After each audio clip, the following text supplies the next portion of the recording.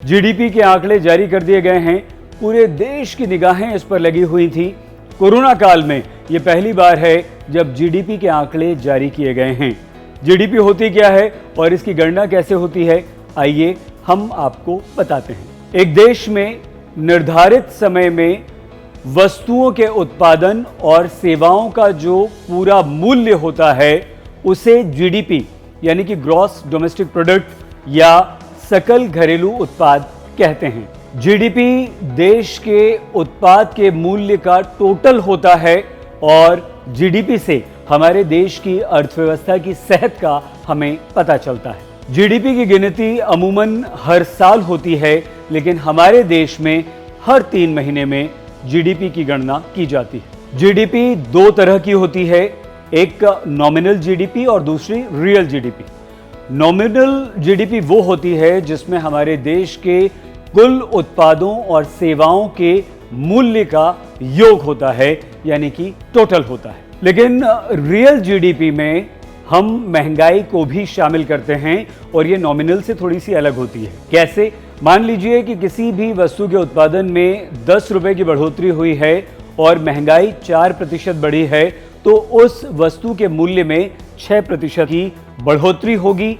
ये real GDP है और हमारे देश में हर 3 महीने में यानी कि तिमाही जीडीपी के जो आंकड़े जारी किए जाते हैं वो रियल जीडीपी के होते हैं। आईएमएफ यानी कि इंटरनेशनल मॉनेटरी फंड, अंतर्राष्ट्रीय मुद्रा कोष के आंकड़ों के अनुसार 2019 में हमारे देश की जीडीपी क्या थी, आइए हम आपको बताते हैं। भारत की कुल जीडीपी नॉमिनल यानी कि मौजूदा कीमतों पर 2.972 अरब डॉलर थी।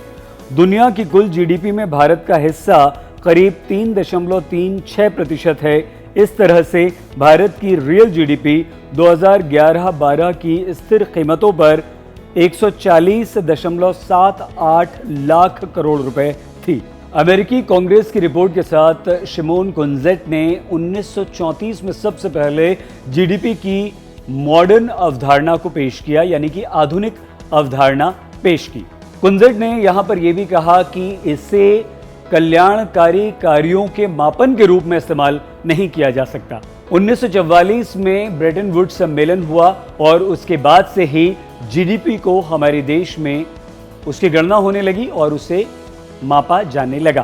पहले हमारे देश में रहने वाले भारतीय, हम लोग और बाहर रहने वाले भारतीयों की सभी की आय को एक साथ जोड़ा जाता था और इसे हम ग्रॉस नेशनल प्रोडक्ट भी कहते हैं। जीडीपी के आंकड़ों का सबसे ज्यादा असर देश की आम जनता, आप पर, हम पर और गरीब लोगों पर पड़ता है। हमारे देश में आर्थिक असमानता बहुत ज्यादा है और अगर जीडीपी की रफ्तार सुस्त होती है तो उसका सबसे ज्यादा असर सबसे निचले तबके पर यानी कि गरीब लोगों पर पड़ता है और वो गरीबी रेखा से नीचे जाने का उनका खतरा बढ़ जाता है। वित्त वर्ष 2018-19 में हमारे देश में प्रति व्यक्ति मासिक आय 10,534 रुपए थी। अब अगर सालाना 5% जीडीपी ग्रोथ होती है तो इसका मतलब ये हुआ कि वित्त वर्ष 2019-20 में हमारे देश में सालाना प्रति व्यक्ति मासिक आय सिर्फ 526 रुपए बढ़ी।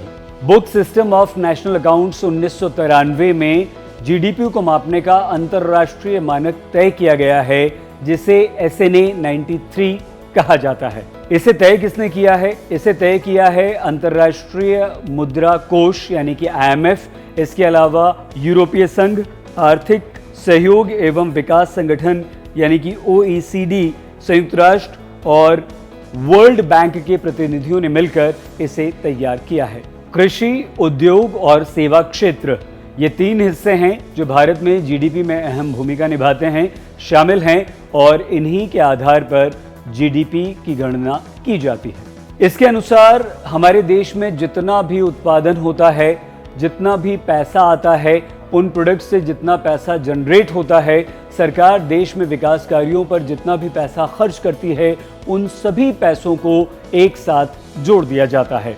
यहाँ एक चीज़ और की जाती है कि कुल निर्यात यानी कि जितना भी हम एक्सपोर्ट करते हैं वो जोड़ा जाता है। उसके अलावा जितना हम इंपोर्ट करते हैं, जो आयात होता है, तो उसमें से उसे घटा दिया जाता है और वो एक आंकड़ा रख लिया जाता है। अब जो देश में उत्पादन हुआ, सरकार ने जो खर्च किया, जो भी खर्चा हुआ, एक्सपोर्ट इंपोर्ट के बाद जो खर्च हुआ, उसे सब साथ में जोड़ दिया जाता है और ये कुल जो आय होती है वही जीडीपी होती है। जब जीडीपी में राष्ट्रीय जनसंख्या से भाग कर दिया जाता है तो प्रति व्यक्ति जीडीपी निकल आती है। जीडीपी का आकलन हमारे देश के अंदर ही होता है। मतलब ये हुआ कि हमारे देश में जिन भी चीज़ों का उत्पादन हुआ वो, बल्कि बाहर से जो चीज़ें हम इंपोर्ट करके मंगवाते हैं वो इसमें शामिल नहीं होती और उसका असर जीडीपी पर नहीं पड़ता।